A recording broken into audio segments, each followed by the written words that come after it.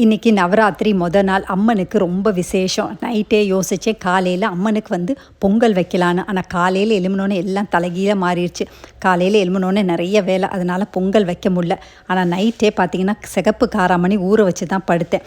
அந்த காராமணி எடுத்து ப்ரெஷர் குக்கரில் போட்டு நல்லா அவிச்சிட்டு அம்மனுக்கு நெய்வேத்தியமாக வச்சு சாமியும் கும்பிட்டேன். மீதி உள்ள காராமணி அப்படியே எடுத்து ஃப்ரீசரில் போட்டேன். 2-3 நாள் கழித்து காரக்குழம்பு வைக்கலாம். அப்படி இல்லைனா கீரை சுண்டும் போது தேங்காய் பூ போட்டு சுண்டும் போது கடைசி அந்த காராமணி போட்டு நல்லா பெரட்டினீங்கன்னா டேஸ்ட் நல்லாயிருக்கும்.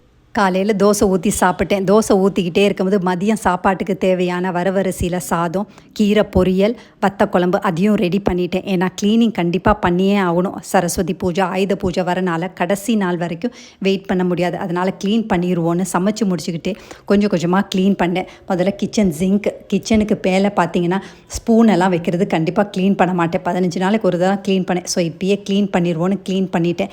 டெய்லி கிச்சன் டவல் சர்வியட்லாம் கண்டிப்பாக எனக்கு மாற்றி ஆகணும். அது ஒரு பழக்கமாகவே வச்சுட்டேன்.